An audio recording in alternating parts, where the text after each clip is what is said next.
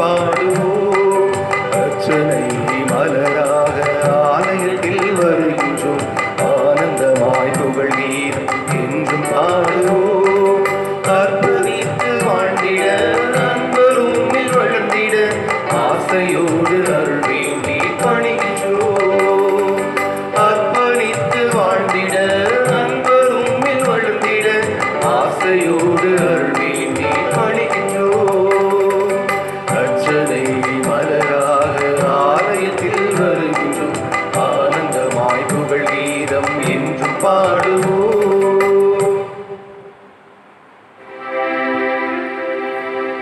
தந்தை மகன் தூய ஆவியாரின் பெயராலே ஆமென். நம் ஆண்டவராகிய இயேசு கிறிஸ்துவின் அருளும் கடவுளின் அன்பும் தூய ஆவியாரின் நட்புறம் உங்கள் அனைவரோடும் இருப்பதாக. உம் ஆன்மாவோடும் இருப்பதாக. இயேசுவில் பிரியமான சகோதர சகோதரிகளே, மே மாதத்தின் 2ஆம் நாள் முதல் சனிக்கிழமை அன்னை மரியாளுக்கு ஒப்புக் கொடுக்கப்பட்ட இந்த அருமையான நாளிலே அன்னையினுடைய ஆசீர்வாதத்தை இந்த நாளிலே நாம் பெற்றுக்கொள்வதற்காக இந்த திருப்பலியிலே நாம் ஒன்றாக இணைந்து செபிப்போம். அன்னையினுடைய இந்த வல்லமையான இந்த மாதம் முழுவதுமாக அன்னை நம்மோடு உடனிருந்து செய்யக்கூடிய சகல நன்மைகளுக்காக இந்த திருப்பலியை நாம் இன்னும் ஒரு ஆசீர்வாதமிக்க ஒரு திருப்பலியாக நாம் மாற்றி அமைக்க நம்மை நாமே ஒப்பு கொடுத்து இந்த திருப்பலியிலே நாம் செபிப்போம். நம்முடைய கருத்துக்கள் நிறைவேறவும் இறைவன் நம்மை இன்னும் அதிகமாக தனது தாயின் வழியாக நம்மை ஆசீர்வதிக்க வேண்டுமாயும் இந்த திருப்பலியை நாம் ஒப்பு கொடுத்து செபிப்போம். சகோதர சகோதரிகளே, தூய மறை நிகழ்வுகளை கொண்டாட நாம் தகுதி பெறும் பொருட்டு நம் பாவங்களை ஏற்றுக்கொள்வோம். எல்லாம் வல்ல இறைவனிடமும் சகோதர சகோதரிகளே உங்களிடமும் நான் பாவி என்று ஏற்றுக்கொள்கிறேன். ஏனெனில் என் சிந்தனையாலும் சொல்லாலும் செயலாலும் கடமையில் தவறியதாலும் பாவங்கள் பல செய்தேன். என் பாவமே என் பாவமே என் பெரும் பாவமே. ஆகையால் எப்பொழுதும் கன்னியான தூய மரியாளையும் வானதூதர் புனிதர் அனைவரையும் சகோதர சகோதரிகளே உங்களையும் நம் தேவனாகிய ஆண்டவரிடம் எனக்காக வேண்டிக் கொள்ள மன்றாடுகிறேன். எல்லாம் வல்ல இறைவன் நம் மீது இரக்கம் வைத்து நம் பாவங்களை மன்னித்து நம்மை நிலையான வாழ்வுக்கு அழைத்து செல்வாராக. ஆமென். ஆண்டவரே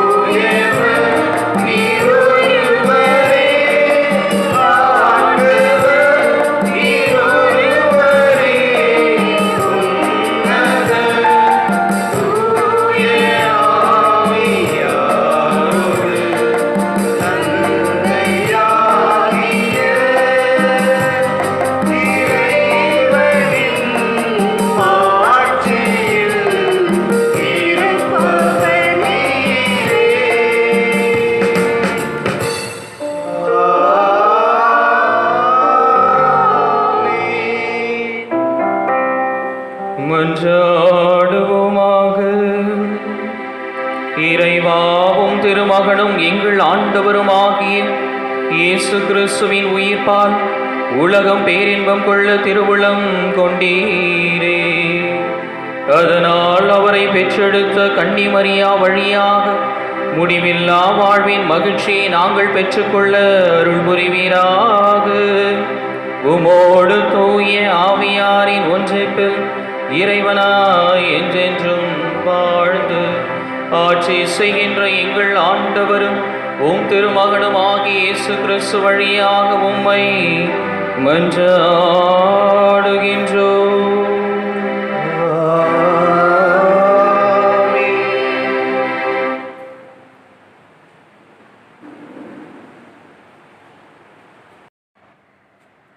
முதல் வாசகம். திருச்சபை வளர்ச்சியுற்று தூய ஆவியாரின் துணையால் பெருகி வந்தது. திருத்தூதர் பணிகள் நூலிலிருந்து வாசகம். அதிகாரம் 9. இறைவனின் உயிருள்ள வார்த்தைகள் 31 முதல் 42 வரை. திருத்தூதர் பணிகள் நூலிலிருந்து வாசகம். அதிகாரம் 9. இறைவனின் உயிருள்ள வார்த்தைகள் 31 முதல் 42 வரை. அந்நாட்களில் யூதேயா, கலிலேயா, சமேரியா ஆகிய பகுதிகளில் எல்லாம் திருச்சபை வளர்ச்சியுற்று ஆண்டவருக்கு அஞ்சி நடந்து அமைதியில் திளைத்து தூய ஆவியாரின் துணையால் பெருகி வந்தது. பேதுரு எல்லா இடங்களுக்கும் சென்று வந்தார். ஒரு நாள் லித்தாவில் வாழ்ந்த இறைமக்களிடம் வந்து சேர்ந்தார். அங்கே அவர் 8 ஆண்டுகள் முடக்குவாதத்தால் படுக்கையில் கடந்த ஐனேயா என்னும் பெயருடைய ஒருவரை கண்டார். அவரிடம், ஐனேயா, இயேசு கிறிஸ்து உம் பிணியை போக்குகிறார், எழுந்து உம் படுக்கையை நீரே சரிப்படுத்தும் என்று பேதுரு கூறினார். உடனே அவர் எழுந்தார். லித்தாவிலும் சாரோனிலும் வாழ்ந்து வந்தவர்கள் அனைவரும் அதை கண்டு ஆண்டவரிடம் திரும்பினார்கள். யோப்பா நகரில் தபித்தா என்னும் பெயருடைய பெண் சீடர் ஒருவர் இருந்தார். அவர் தொர்க்கா என்றும் அழைக்கப்பட்டார். நன்மை செய்வதிலும் இரக்க செயல்கள் புரிவதிலும் அவர் முற்றிலும் ஈடுபட்டிருந்தார். உடல்நலம் குன்றி ஒரு நாள் அவர் இறந்துவிட்டார். அங்கிருந்தோர் அவரது உடலை குளிப்பாட்டி மேல் மாடியில் கிடத்தியிருந்தனர்.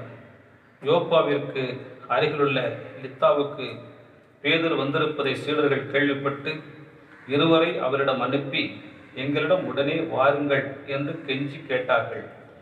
பேதுரு புறப்பட்டு அவர்களோடு வந்தார். வந்ததும் அவர்கள் அவரை மேல் மாடிக்கு அழைத்து சென்றார்கள். கைம்பெண்கள் அவர் அருகில் வந்து நின்று தொர்க்கா தங்களோடு இருந்தபோது செய்து கொடுத்த எல்லா அங்கிகளையும் ஆடைகளையும் காண்பித்தவாறே அழுதார்கள். பேதுரு அனைவரையும் வெளியே அனுப்பிவிட்டு முழந்தால் படியிட்டு இறைவனிடம் வேண்டினார். அவரது உடலின் பக்கமாக திரும்பி, தபித்தா, எழுந்திடு என்றார். உடனே அவர் கண்களை திறந்து பேதுருவை கண்டு எழுந்து உட்கார்ந்தார். பேதுரு அவருடைய கையை பிடித்து எழுந்து நிற்கச் செய்தார். இறை மக்களையும் கைம்பெண்களையும் கூப்பிட்டு அவர்கள் முன் அவரை உயிருடன் நிறுத்தினார். இது யோப்பா நகர் முழுவதும் தெரிய வரவே ஆண்டவர் மீது பலர் நம்பிக்கை கொண்டனர். ஆண்டவரின் அருள்வாக்கு. இறைவா உமக்கு நன்றி. நன்றி.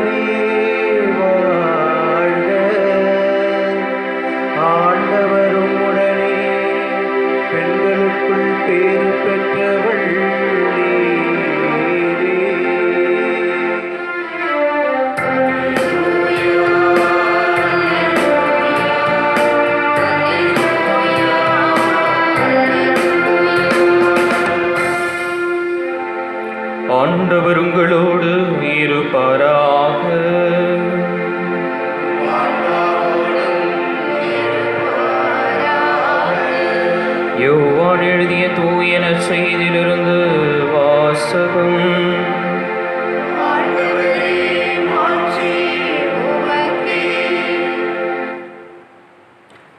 யோவான் எழுதிய நற்செய்தி அதிகாரம் 6 இறை வசனங்கள் 60 69 முடிய. அக்காலத்தில் இயேசு நிலைவாழ்வு அளிக்கும் உணவு பற்றி கற்பித்துக் கொண்டிருந்த பொழுது சீடர் பலர் இதை கேட்டு, இதை ஏற்றுக்கொள்வது மிக கடினம், இப்பேச்சை இன்னும் கேட்டுக்கொண்டிருக்க முடியுமா என்று பேசிக்கொண்டனர். இது பற்றி தாம் சீடர் முணுமுணுப்பதை இயேசு உணர்ந்து அவர்களிடம், நீங்கள் நம்புவதற்கு இது தடையாய் இருக்கிறதா? அப்படியானால் மானிட மகன் தாம் முன்பு இருந்த இடத்திற்கு ஏறி செல்வதை நீங்கள் கண்டால் அது உங்களுக்கு எப்படி இருக்கும்? வாழ்வு தருவது தூய ஆவியே, ஊனியல்பு ஒன்றுக்கும் உதவாது. நான் கூறிய வார்த்தைகள் வாழ்வு தரும் ஆவியை கொடுக்கின்றன. அப்படி இருந்தும் உங்களுள் சிலர் என்னை நம்பவில்லை என்றார். நம்பாதோர் யார் யார் என்பதும் தம்மை காட்டிக் கொடுக்க இருப்பவன் யார் என்பதும் இயேசுவுக்கு தொடக்கத்திலிருந்தே தெரிந்திருந்தது. மேலும் அவர், இதன் காரணமாகத்தான் என் தந்தை அருள் கூர்ந்தால் அன்றி யாரும் என்னிடம் வர இயலாது என்று உங்களுக்கு கூறினேன் என்றார். அன்றே இயேசுவின் சீடருள் பலர் அவரை விட்டு விலகினர். அன்று முதல் அவர்கள் அவரோடு சேர்ந்து செல்லவில்லை. இயேசு 12 சீடரிடம், நீங்களும் போய்விட நினைக்கிறீர்களா என்று கேட்டார். சீமோன் பேதுரு மறுமொழியாக, ஆண்டவரே, நாங்கள் யாரிடம் போவோம்? நிலைவாழ்வு அளிக்கும் வார்த்தைகள் உம்மிடம் தானே உள்ளன. நீரே கடவுளுக்கு அர்ப்பணமானவர் என்பதை நாங்கள் அறிந்து கொண்டோம், அதை நம்புகிறோம் என்றார். ஆண்டவரின் அருள்வாக்கு.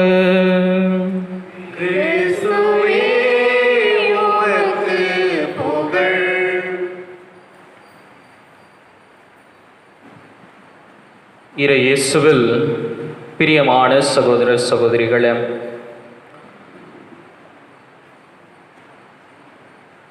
என் தந்தை அருள் கூர்ந்தால் அன்றி யாரும் என்னிடம் வர இயலாது என்று இயேசு இன்றைய நற்செய்தி பகுதியின் மையத்திலே இப்படியான இந்த வார்த்தைகளை குறித்து அவர் பேசுவதை நாம் பார்க்கின்றோம். ஆண்டவராகிய இயேசு கிறிஸ்து இந்த உலகிலே கடவுளின் கொடையாக நமக்கு கொடுக்கப்பட்டவர். இந்த உலகின் மீது அவர் கொண்டிருந்த அளவு கடந்த அந்த அன்பின் வெளிப்பாடாக தனது ஒரே மகனை இந்த உலகிற்கு அனுப்புவதற்காக நாம் அனைவரும் வாழ்வு பெறும் பொருட்டு தந்தையாகிய கடவுள் தன் ஒரே மகனை ஒரு கொடையாக, ஒரு பரிசாக, ஒரு இரக்கத்தின், ஒரு அன்பின் வெளிப்பாடாக தன் மகனை இந்த உலகிற்கு அனுப்பி வைக்கின்றார். தந்தையினுடைய அருள் இருந்தால் மட்டுமே நாம் இயேசுவை அணுகி செல்ல முடியும் என்பதற்கான ஒரு புரிதல். மேலும் யார் இயேசுவோடு இருக்க முடியும் என்றால், யாரெல்லாம் தந்தையினுடைய அந்த ஆசீர்வாதத்தை பெற்ற மக்களாக இருக்கிறார்களோ அவர்கள் மட்டும்தான் இயேசுவோடு பயணிக்க முடியும், அவரோடு வாழ முடியும், அவருடைய பாதையிலே செல்ல முடியும் என்பதையும் இந்த நாளிலே இயேசு இந்த பகுதி வழியாக தெளிவுபடுத்துகின்றார். யோவான் நற்செய்தியாளர் அவருடைய அந்த புத்தகத்திலே முழுமையாக நாம் வாசித்தோம் என்றால், தந்தைக்கும் தனக்குமான அந்த உறவை பல விதங்களிலே அவர் வெளிப்படுத்தி கொண்டே இருப்பார். தந்தையும் மகனும் ஒன்று, நாங்கள் இருவரும் ஒன்றாயிருப்பது போல நீங்களும் ஒன்றாயிருங்கள் என்று சொல்லி தந்தைக்கும் மகனுக்குமான அந்த உறவை யோவான் நற்செய்தியாளர் மிக அருமையாக தன்னுடைய அந்த நூலிலே சிறப்பாக வெளிப்படுத்தி இருப்பதை நாம் பார்த்திருக்கின்றோம். அதனுடைய இன்னொரு பரிமாணம்தான் இன்றைய நற்செய்தியிலே அந்த மையப்பகுதியாக தந்தை அருள் கூர்ந்தால் அன்றி யாரும் மகனிடம் செல்ல முடியாது என்று சொல்லப்படக்கூடிய இந்த வார்த்தைகள். இன்றைய நற்செய்தியினுடைய தொடக்கத்திலே நாம் பார்க்கின்றோம், சீடர்கள் இதை கேட்டுக்கொள்ள இருப்பது மிக கடினம், இவர் பேச்சை இனிமேலும் எங்களால் ஏற்றுக்கொள்ள முடியாது. அப்படி என்ன இயேசு பேசிவிட்டார்? இவர்களால் ஏற்றுக்கொள்ள முடியாத அளவுக்கு இயேசு என்ன செய்து விட்டார்? என்ன பேசிவிட்டார்? இவ்வளோ நாள் லாக்டவுன் இருந்தோம், இன்னமும் ஒரு 2 வாரம் எக்ஸ்டெண்ட் பண்ணியிருக்கிறாங்க, எங்களால் இனிமேல் பொறுக்க முடியாது, வீட்டுக்குள்ளே அடைஞ்சு இருக்க முடியாது, இவ்வளோ நாள் பொறுத்தோம், 3ஆம் தேதியோடு முடியுது, நிம்மதியாக வெளியே போகலான்னு நினச்சோம், ஆனால் இன்னும் 2 வாரம்னு சொல்லிட்டாங்க, எங்களால் பொறுக்க முடியாது என்று சொல்லி ஒரு சிலர் முணுமுணுப்பதை போல சீடர்களும் இப்படியாகத்தான் முணுமுணுக்கிறார்கள். இவ்வளோ நேரம் பொறுமையாக கேட்டோம், ஆனால் இந்த பேச்சு எங்களால் கேட்கவே முடியாது, கஷ்டம். இவர் என்ன விட்டால் பேசிக்கிட்டே இருப்பாரா? இவர் சொல்கிறதெல்லாம் கேட்கறது முடியாத காரியம். அப்படி இயேசு என்ன பேசினார் அல்லது என்ன சொன்னார் என்று பார்க்கின்ற பொழுது, இன்றைய நற்செய்திக்கு முன்பகுதியை நாம் வாசித்தோம் என்றால், யோவான் நற்செய்தி அதிகாரம் 6 இறைவசனம் 58 இயேசு இவ்வாறாக சொல்கின்றார், எனது சதையை உண்டு எனது இரத்தத்தை குடித்தாலொழிய நீங்கள் வாழ்வு பெற மாட்டீர்கள் என்பதை இயேசு திட்டவட்டமாக சொல்கின்றார். இங்கே தான் பிரச்சனை. எனது சதையை உண்டு எனது இரத்தத்தை குடித்தாலொழிய நீங்கள் வாழ்வு பெற மாட்டீர்கள். இது என்னடா பெரிய பிரச்சனை? நாங்கள் அப்பத்தை சாப்பிட்டோம், மன்னாவை சாப்பிட்டோம், எங்களுடைய மூதாதையர்கள் உண்டார்கள், நாங்கள் மீனை சாப்பிட்டோம், அப்பத்தை சாப்பிட்டோம், சந்தோஷமாக இருந்தோம். இதனால் ரத்தத்தை சாப்பிட்றது, எனது சதையை சாப்பிட்றது அப்படின்னா நாங்கள் என்ன பிணத்தின்னிகளா? அல்லது நாங்கள் என்ன மனிதர்களை சாகடித்து இரத்தத்தை உரிந்து எடுக்கக்கூடிய காட்டு மிராண்டிகளா என்று அவர்களுக்குள்ளே ஒரு குற்ற உணர்வு, சரியான ஒரு புரிதல் இல்லை. இது வரைக்கும் ஏதோ அப்பத்தை பழுகி கொடுத்தாரு, மீனை பழுக செய்தார், நல்லா சாப்பிட்டோம், இப்போ அவருடைய சதையை சாப்பிடணுன்றாரு, ரத்தத்தை குடிக்கணுன்றாரு. இதெல்லாம் எப்படி ஏற்றுக்கிறது? எங்களால் முடியாது, அதெல்லாம் எங்களால் செய்ய முடியாது என்று புரிந்து கொள்ள முடியாத அளவிற்கு அவர்களுடைய மதி மயங்கி இருக்கின்றது. ஆனால் இயேசு இங்கே சொல்லக்கூடிய அந்த வார்த்தையினுடைய பொருள் என்ன என்றால், அவரோடு கல்வாரி பலியிலே தங்களை கையளித்துக் கொள்வது, அவருடைய அந்த பாதையிலே நாமும் செல்வது, அவரை பின்பற்றுவது, அவருடைய வார்த்தைகளுக்கு செவிமடுப்பது, அவரின் பெயரின் பொருட்டு, அவர் மீது நாம் கொண்டிருக்கின்ற அந்த விசுவாசத்தின் பொருட்டு நாம் சிலுவைகளை சுமப்பதற்கும், அவரோடு சேர்ந்து கல்வாரி பலியிலே நம்மை ஐக்கியப்படுத்தி கொண்டு அவருக்காக உயிரை கொடுப்பதற்கும் துணிந்தவர்களாக நீங்கள் இருக்கின்ற பொழுது மட்டுமே நீங்கள் வாழ்வு பெறுவீர்கள். அதைத்தான் ஒவ்வொரு திருப்பலியும் இயேசுவினுடைய அந்த கல்வாரி நிகழ்வை இந்த பலிப்பீடத்திலே நினைவு கூற செய்கின்றது. எப்படி இயேசு அங்கே கல்வாரி பலியிலே தனது உடலையும் தன்னுடைய இரத்தத்தையும் அங்கே அவர் தியாகமாக கொடுத்தாரோ, அதே அந்த நினைவானது இங்கே ஒவ்வொரு திருப்பலின் வழியாக நினைவு கூறப்படுகின்றது. இதை அவர்கள் ஏற்றுக்கொள்வதற்கு, தங்களுடைய சிலுவைகளை சுமந்து இயேசுவை பின் செல்வதற்கு அவர்களுக்கு அந்த ஒரு புரிதல் இல்லாது போனதனால் இதை எங்களால் ஏற்றுக்கொள்ள முடியாது என்று அவரை விட்டு செல்வதை நாம் பார்க்கின்றோம். இன்றைய நற்செய்தியினுடைய இன்னொரு முக்கியமான ஒரு சார அம்சம் அல்லது அருமையான ஒரு பகுதி என்று பார்க்கின்ற பொழுது, பேதுருவினுடைய அந்த அறிக்கை. இயேசு இப்படியாக எல்லா சீடர்களும் அன்றே பலர் அவரை விட்டு சென்றனர், அவரோடு அவர்கள் சேர்ந்து செல்லவில்லை என்று பார்க்கின்ற பொழுது, இயேசு உடனடியாக தான் தேர்ந்து கொண்ட அந்த 12 சீடர்களை குறித்து கேட்கின்றார், நீங்களும் என்னை விட்டு போக வேண்டும் என்று விரும்புகிறீர்களா? உடனடியாக பேதுரு, சீடர்களின் பிரதிநிதியாக இருக்கக்கூடிய பேதுரு, ஆண்டவரே நாங்கள் எங்கே போவோம்? எங்கே போவோம்? நாங்கள் வாழ்வு தரும் வார்த்தைகள் உம்மிடம்தானே உள்ளன, நாங்கள் எங்கே போவோம்? உமையன்றி எங்களுக்கு யார் இருக்கிறார்? நீரே கடவுளுக்கு அர்ப்பணமானவர் என்பதை நாங்கள் அறிந்து கொண்டோம், அதையே நாங்கள் நம்புகிறோம் என்று சொல்லி அவருடைய அந்த அன்பின் வெளிப்பாடாக அந்த அறிக்கையும் விசுவாசத்தின் அறிக்கையும், அவர் இந்த நாள் வரை இயேசுவோடு பயணித்த அந்த நன்றியின் அறிக்கையாக நாம் இதை பார்க்கின்றோம்.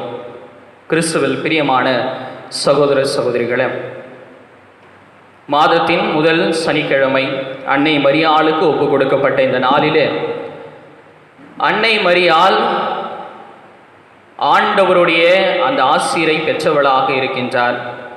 எனவேதான் அவள் இறைவனுடைய அந்த மகனை சுமப்பதற்கான ஒரு பாக்கியத்தை பெற்றவளாக இருக்கின்றார். என் தந்தை அருள் கூர்ந்தாலன்றி யாரும் என்னிடம் வர முடியாது என்று சொல்கின்ற பொழுது அன்னைக்கு அந்த ஆசீர்வாதமானது கொடுக்கப்பட்டது. எனவேதான் இந்த தாயாக அவள் இயேசுவை சுமப்பதற்கு ஒரு பாக்கியத்தை பெற்று திருச்சபையின் தாயாக, நம் அனைவரின் தாயாக மாறுவதற்கான அந்த பேச்சினை அவள் பெற்றுக்கொள்கின்றார். அன்னைக்கான அந்த ஆசீர்வாதம் அவளோடு இருக்கக்கூடிய அனைவருக்குமாக அது மாறுகின்றது. என் தந்தை அருள் கூர்ந்தாலன்றி யாரும் என்னிடம் வர முடியாது, அருள்மிக பெற்றவளே வாழ்க என்று ஆண்டவருடைய அந்த வாழ்த்தானது அன்னை மரியாளுக்கு அங்கே ஆசீர்வாதமாக கொடுக்கப்படுகின்றது. அன்னை மரியாள் இயேசுனுடைய அந்த கல்வாரி பலியிலே முழுமையாக பங்கெடுத்தவளாகவும் இருக்கின்றார். சீடர்களைப் போல விட்டு செல்லவில்லை.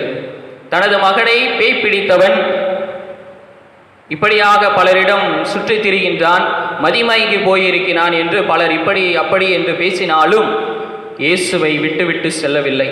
மாறாக ஓடோடி சென்று தன் மகனுக்கு என்ன ஆயிற்று என்று அவரை தேடி சென்று அவரை பார்க்கக்கூடிய ஒரு தருணத்தை நாம் விவிலியத்திலே பார்த்திருப்போம். அவருடைய பிறப்பு முதல் இறப்பு வரை அவரோடு தொடர்ந்து அவர் பயணித்ததையும் நாம் பார்க்கின்றோம். அன்னை ஒருபொழுதும் இயேசுவை விட்டு விலகியதே கிடையாது.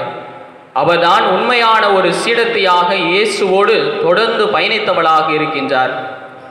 யாரெல்லாம் இயேசுவினுடைய அந்த பணிக்காக தங்களை தயார்படுத்தி கொண்டு இறையாட்சி பணிக்காக அவர்கள் செயல்படுகிறார்களோ அவர்கள் அனைவருக்கும் உற்ற ஒரு துணையாக, ஒரு நல்ல ஒரு முன்மாதிரியாக, விசுவாசத்தின் சாட்சியாக அன்னை மரியாள் இருந்து ஒவ்வொருவரையும் வழிநடத்துவதை நாம் பார்க்கின்றோம். எனவே கிறிஸ்துவில் பிரியமானவர்களே, நம்முடைய வாழ்க்கையை நாம் சற்று சிந்தித்து பார்க்க வேண்டிய தருணம்.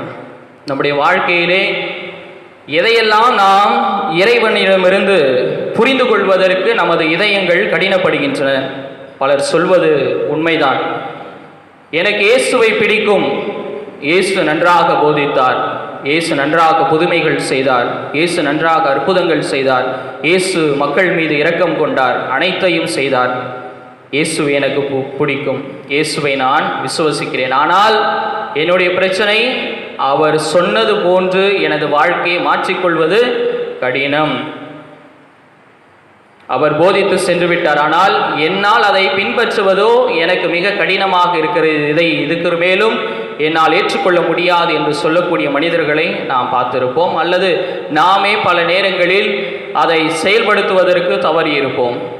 துன்பங்கள் துயரங்கள் வருகின்ற பொழுது இந்த சீடர்கள் பலர் இயேசுவோடு அவருடைய புதுமைகளை பார்த்தவர்கள், அவரோடு உண்டு அவரோடு பயணித்தவர்கள் பலர் அங்கே அவரை விட்டு செல்வதற்கு காரணம் இயேசுவை முழுமையாக புரிந்து கொள்ளவில்லை.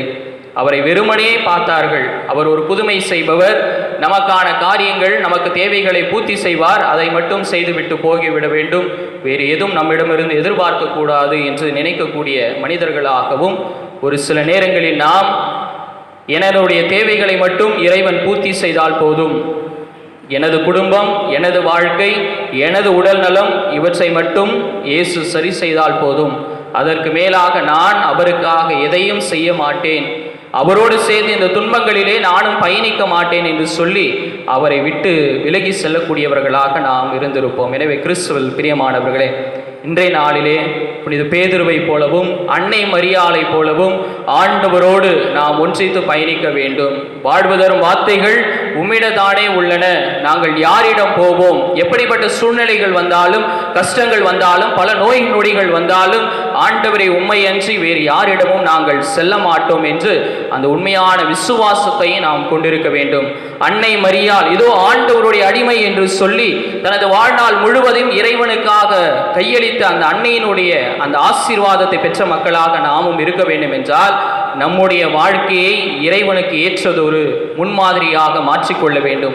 எல்லா சூழ்நிலைகளிலும் கஷ்டங்களிலும் என் ஆண்டவர் என்னோடு இருக்கின்றார், என்னை படைத்தவர் என்னை ஒருபோதும் கைவிட மாட்டார் என்ற அந்த விசுவாசத்தோடு நாம் பயணிக்கின்ற பொழுது இறைவனுடைய அருளும் ஆசீர்வாதமும் நம்மோடு பயணிக்கும். இறைவன் நம் அனைவரையும் இந்த அருமையான நாளிலே இன்னும் அதிகமாக ஆசீர்வதிக்க தொடர்ந்து ஜெபிப்போம். இறைவன் நம் அனைவரையும் நிறைவாக ஆசீர்வதிப்பாராக. ஆமென்.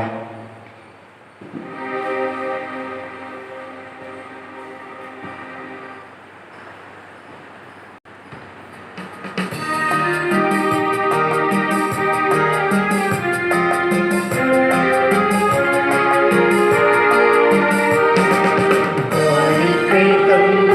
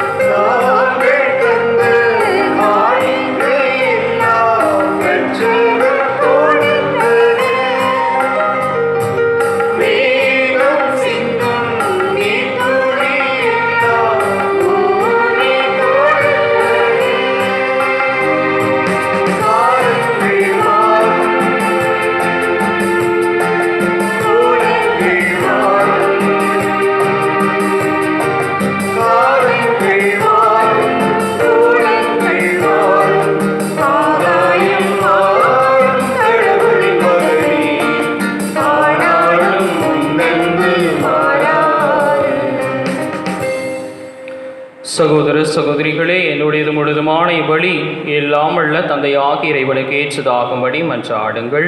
ஆண்டவர் தம் திருப்பேரின் புகழ்ச்சிக்காகவும் மாட்சிக்காகவும் தமது நன்மைக்காகவும் புனித திரு அவையின் அனைத்து நன்மைக்காகவும் உமது கையிலிருந்து இப்படி ஏற்றுக்கொள்வாராக.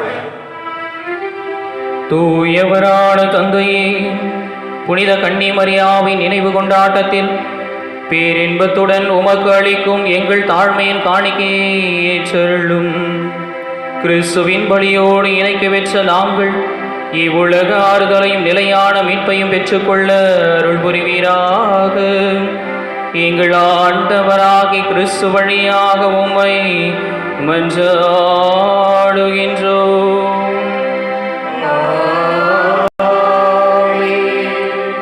ஆண்டவர் உங்களோடு இருப்பாராக.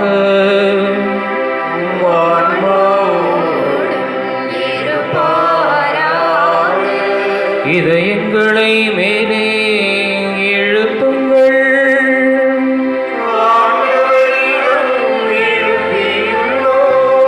நம் இறைவனாகிய ஆண்டவருக்கு நன்றி கூறுவோம்.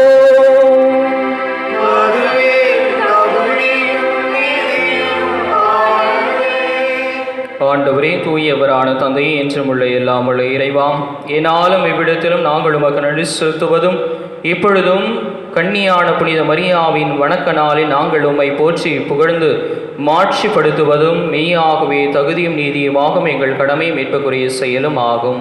தூயாவின் எழட்டதால் அந்த அன்னை உம்முடைய ஒரே திருமகனை கருத்தாங்கி தமது கண்ணிமையில் மாட்சி நிலைத்து நின்று நிலையான ஒளியாக எங்கள் ஆண்டவர் இயேசு கிறிஸ்துவை உலகுக்கு அளித்தார். அவர் வழியாகவே மது மாண்பை வானதூதர் புகழ்கின்றனர். தலைமை தாங்குவோர் உம்மை வழிபடுகின்றனர். அதிகாரம் செலுத்துவோரும் திருமுன் நடுங்குகின்றனர்.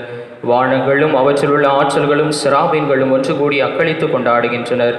அவர்களோடு எங்கள் குரலையும் சேர்த்து கொள்ளுமாறு நாங்கள் உம்மை தாழ்மையுடன் இறைஞ்சி புகழ்ந்து பாடுவதாவது: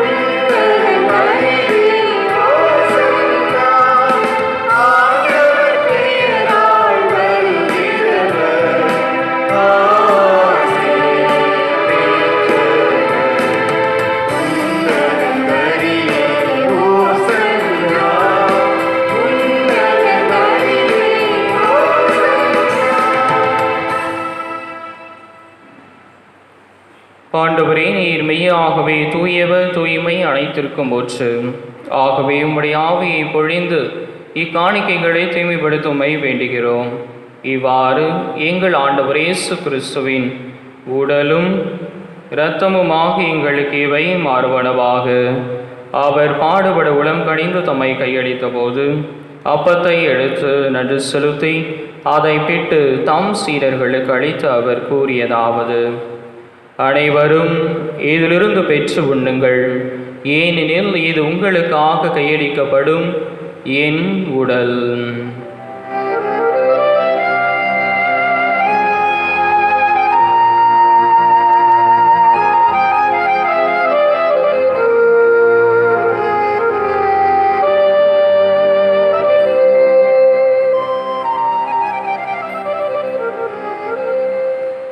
அவ்வண்ணமே இரவு விருந்தை அருந்திய பின் கிண்ணத்தையும் எடுத்து மீண்டும் உமக்கு நன்றி கூறி தம் சீடர்களுக்கு அளித்து அவர் கூறியதாவது: அனைவரும் இதிலிருந்து பெற்று பருகுங்கள், ஏனெனில் இது புதிய நிலையான உடன்படிக்கைக்குரிய என் இரத்தத்தின் கிண்ணம்.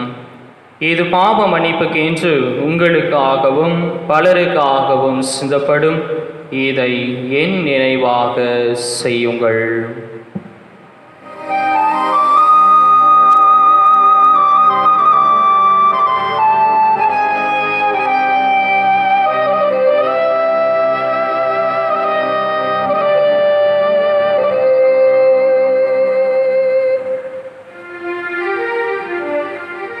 நம்பிக்கையின் மறைபொருள்.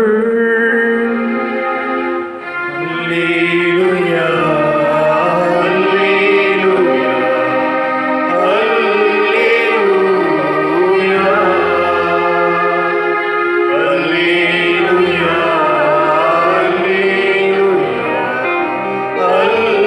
அல்லேலூயா. கிறிஸ்து மரித்தார், கிறிஸ்து உயிர்த்தார், கிறிஸ்து மீண்டும் வருவார். கிறிஸ்து மரித்தார், கிறிஸ்து உயிர்த்தார், கிறிஸ்து மீண்டும் வருவார். அல்லேலூயா, அல்லேலூயா, அல்லேலூயா. ஆகவே ஆண்டவரே, நாங்கள் கிறிஸ்துவின் இறப்பினையும் உயிர்ப்பினையும் நினைவு கூர்ந்து வாழ்வு தரும் அப்பத்தையும் மீட்பளிக்கும் கிண்ணத்தையும் உமக்கு ஒப்புக் கொடுக்கின்றோம். உம் திருமணின்று உமக்கு ஊழியம் புரிய தகுந்தவர்கள் எங்களை ஏற்றுக்கொண்டீர். எனவே உமக்கு நடு செலுத்துகிறோம். மேலும் கிறிஸ்துவின் உடலிலும் இரத்தத்திலும் பங்கு கொள்ளும் எங்களை தூய ஆவியார் ஒன்று சேர்க்க வேண்டும் என உம்மை தாழ்மையுடன் மன்றாடுகிறோம். இறைவா, இந்த திருப்பலியை ஒப்புக் கொடுத்து செபிக்கக்கூடிய ஒவ்வொருடைய கருத்துக்கள் நிறைவேறவும், இந்த திருப்பலியை காணொளி மூலமாக கண்டு கொண்டிருக்கக்கூடிய அனைத்து மக்களையும் நீ நிறைவாக ஆசீர்வதித்தருளும். அவருடைய எண்ணங்கள், ஏக்கங்கள், எதிர்பார்ப்புகள், தங்களுடைய வாழ்க்கையிலே அவர்கள் இழந்த அனைத்தையும் அவர்கள் மீண்டுமாக பெற்றுக்கொள்ளக்கூடிய ஆசீர்வாதத்தை அவர்களுக்கு தந்தருளும். உமது அன்னையின் வழியாக ஒவ்வொருவரையும் இந்த நாளிலே சிறப்பாக தொட்டு அவர்களுக்குள்ள மனப்பிரச்சனைகள், உடல் பிரச்சனைகள் அனைத்திலிருந்து அவர்களை நீர் விடுவித்து வழிநடத்தியருளும். ஆண்டவரே, உலகெங்கும் பரவியிருக்கும் அது திரு அவை நினைவு கொண்டருளும். எங்கள் திருத்தந்தை பிரான்சிஸ், எங்கள் பேராயர் ஜார்ஜ், எல்லா திருநிலையினர் ஆகிய அனைவரோடும் உமது திரு அவை அன்பில் நிறைவு பெற செய்தருளும். மேலும் உயிர்த்தெழும் எதிர்நோக்குடன் துயில் கொள்ளும் எங்கள் சகோதர சகோதரிகளையும் இறந்தோர் அனைவரையும், குறிப்பாக இந்த கொரோனா என்ற தொற்று நோயினால் இறந்திருக்கக்கூடிய அனைத்து சகோதர சகோதரிகளையும் இரக்கத்துடன் நினைவு கூர்ந்து உமது திருமுக ஒளியினுள் ஏற்றருளும். எங்கள் அனைவர் மீதும் இரக்கமாயிரும். கடவுளின் கன்னித்தாயான புனித மரியாம், அவருடைய கணவரான புனித யோசேப்பு, புனித திருத்தூதர்கள், இவ்வுலகில் உமக்கு உகந்தவராய் இருந்தோர் ஆகிய புனிதர் அனைவருடனும் நாங்கள் நிலை வாழ்வில் பங்கு கொள்ளும் தகுதி பெற்று ஓம் திருமகன் இயேசு கிறிஸ்து வழியாக உம்மை புகழ்ந்தேத்தும் மறுமருள உம்மை மன்றாடுகிறோம்.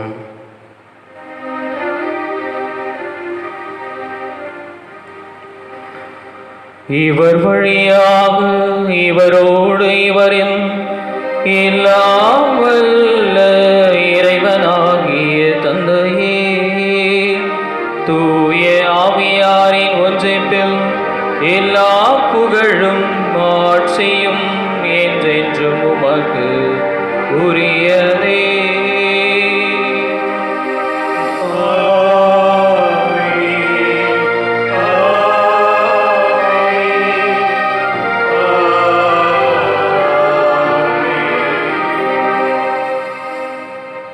மீட்பரின் கட்டளையால் கற்பிக்கப்பட்டு இறை படிப்பினையால் பயிற்சி பெற்றுள்ள நாம் துணிந்து பாடுவோம். விண்ணுலகில் இருக்கின்ற எங்கள் தந்தையே, உமது பெயர் தூயது என போற்றப் பெறுக.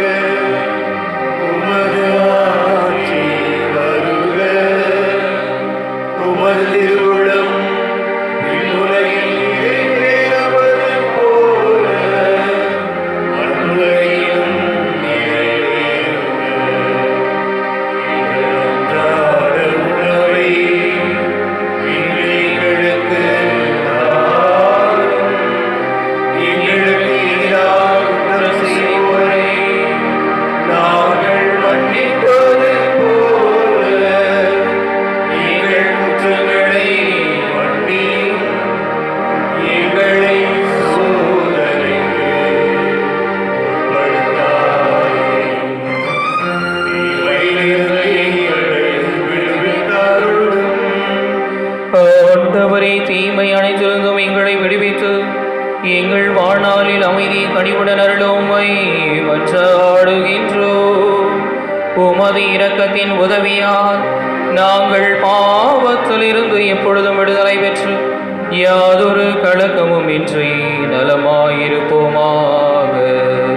நாங்கள் இது நோக்கி இருக்கும் பேரின்பத்துக்காகவும் என் மீட்பராகிய இயேசு கிறிஸ்துவின் வருகைக்காகவும் காத்திருக்கின்றோம். ஏனெனில் ஆட்சியும் வல்லமையும் மாட்சியும் என்றென்றும் உமதே.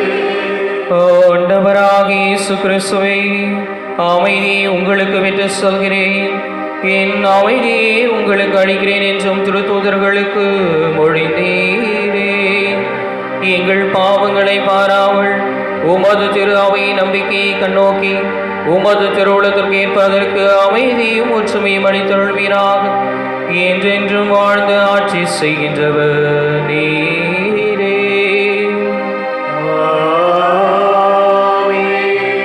ஆண்டவருடைய அமைதி என்றும் உங்களோடு இருப்பதாக.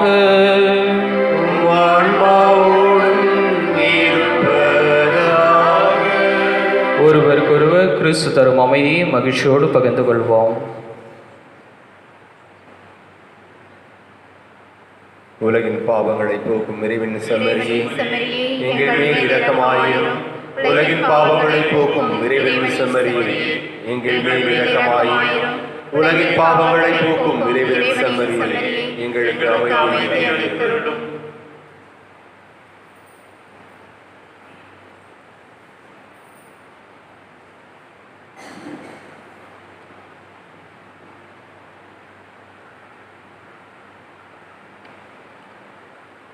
இதோ இறைவனின் செம்மறி, இவரே உலகின் பாவங்களை போக்குபவர். இந்த செம்மறியின் விருந்துக்கு அழைக்க வச்சிருக்கிற நாம் அனைவரும் பேறு பெற்றோர். நான் தகுதியற்றவன், ஆனால் ஒரு வார்த்தை மட்டும் சொல்லியறலும் என் ஆன்மா நலமடையும்.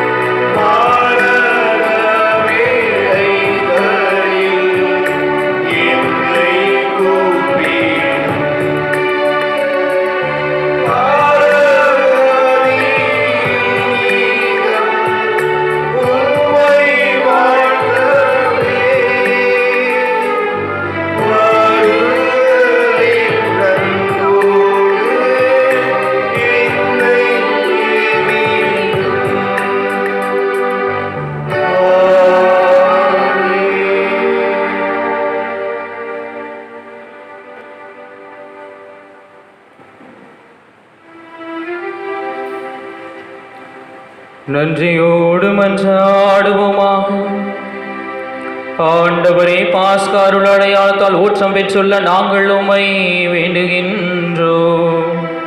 உம் திருமகனுடைய தாயின் நினைவை கொண்டாடும் நாங்கள் சாவு கூறிய எங்கள் உடலில் இயேசுவின் வாழ்வை வெளிப்படுத்துவோமாக.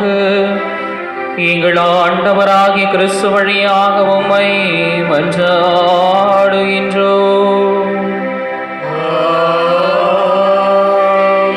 ஆண்டவர் உங்களோடு இருப்பாராக.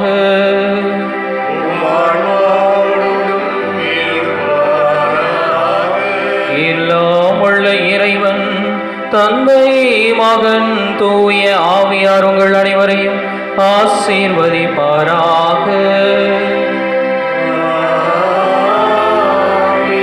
சென்று வாருங்கள், திருப்பலி நிறைவேறிற்று.